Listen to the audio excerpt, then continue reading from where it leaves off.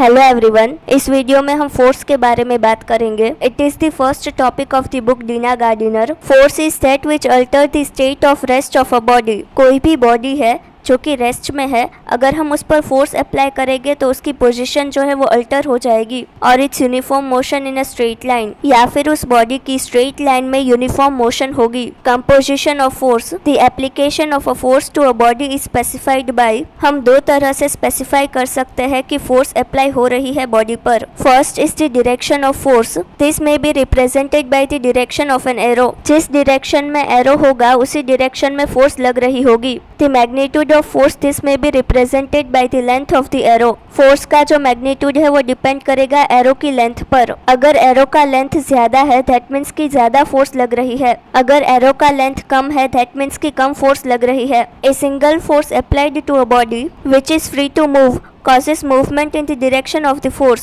अगर single force लग रही है एक डायरेक्शन में तो जिस डायरेक्शन में फोर्स लग रही है उसी डायरेक्शन में मूवमेंट होगी। जैसे कि अगर आप अपना बैट मूव करने की ट्राई कर रहे हो और अगर आप राइट साइड पर फोर्स लगा रहे हो तो बैट जो है वो राइट साइड पर मूव होगा। Two force acting in the same direction at a common point are equivalent to a single force acting in that direction whose magnitude is equal to the sum of the magnitude of the individual force। अगर दो force same direction में act कर रहे हैं तो force का जो magnitude है वो लार्ज हो जाएगा। जैसे कि आप और आपका फ्रेंड दोनों राइट डायरेक्शन में फोर्स लगा रहे हो तो बैट जो है वो राइट डायरेक्शन में मूव होगा, लेकिन उसका जो मैग्नीट्यूड है वो बढ़ जाएगा क्योंकि आपका और आपके फ्रेंड का फोर्स जो है वो ऐड हो जाएगा। जैसे कि ये फोर्स आपका है और ये फोर्स जो है वो आपके फ्रेंड का है तो एरो का जो लेंथ है वो बढ़ गया। दैट मीन्स कि फोर्स का जो मैग्नीट्यूड है वो भी बढ़ गया। Two equal forces acting at a common point and in opposite direction will result in a state of equilibrium. अगर दो सेम फोर्स ऑपोजिट डायरेक्शन में एक्ट कर रहे हैं तो ऑब्जेक्ट जो है वो इक्विलिब्रियम में रहेगा, यानी कि वो मूव नहीं होगा। आप राइट साइड से और आपका फ्रेंड लेफ्ट साइड से फोर्स लगा रहा है और आपका जो फोर्स है वो इक्वल है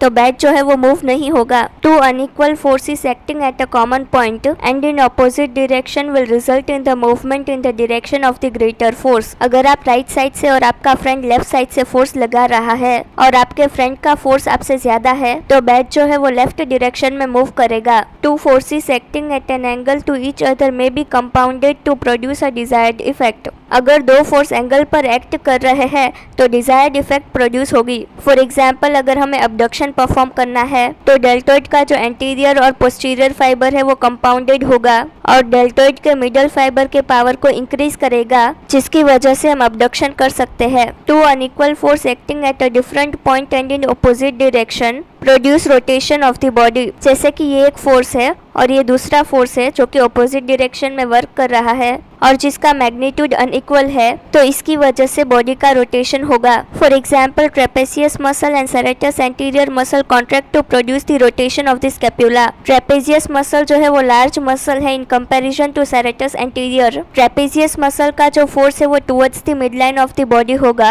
और उसका मैग्नीट्यूड भी ज्यादा होगा। सेरेटस एंटीरियर का जो फोर्स है वो away from the midline of the body होगा और उसका मैग्नीट्यूड भी कम होगा, तो इसकी वजह से स्कैपुला जो है वो रोटेट होगा। Tension is defined as a system of forces tending to separate parts of a body combined in equal and opposite forces which hold the body parts together. Tension को हम एक तरह का फोर्स ही कहते हैं, पर वो फोर्स जो है वो पूरी सिस्टम पर एक्ट करता है। हमारे जो बॉडी पार्ट है वो एक दूसरे से सेपरेट है। टेंशन जो है वो इस सेपरेट बॉडी पार्ट को एक दूसरे के साथ होल्ड करके रखता है इक्वल एंड ऑपोजिट फोर्स की हेल्प से।